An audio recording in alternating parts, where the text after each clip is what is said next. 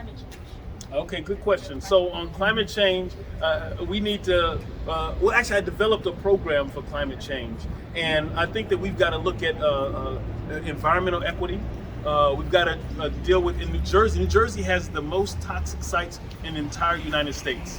So we've got to come up with a much more thorough and exhaustive program for cleanup, especially for the both brownfields and for the Superfund sites. Right, so those and the rivers, right? So the EPA just allocated some additional money for cleanup of the rivers, but we need to be more comprehensive. And I think that the example for Newark with the lead water lines is something that actually needs to happen across the United States. Yes. It's not enough just to, it's great that they happen there, but the lead water lines problem is one, it's not just a Newark problem. Some people try to position it as a Newark problem, but it's an entirely across, especially in urban America. And so in older houses, you're going to have that. And so we've got to come together with a way to address those issues. And I'm going to be pushing for legislation to remove lead water lines across the entire country. And so we need to make sure we do that. And we're going to need your support in making it happen. That's the only way we can do that is if we're working together to address those issues.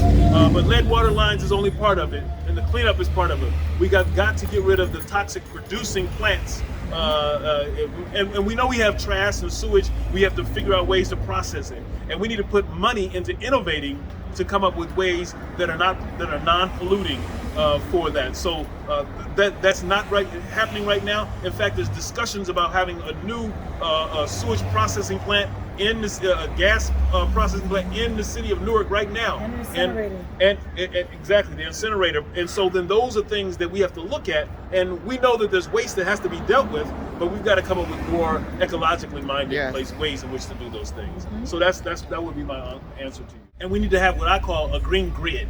And so I'm pushing for a grid that helps us with redundancy. So they're pushing for this plant because they have issues with redundancy for power production in extreme situations. But all that does is add to the current grid. So if we have a green grid that has an alternative modality of producing energy plus a different stream to get there, then I think we have a bunch of different ways to do that. So that's what we're working on.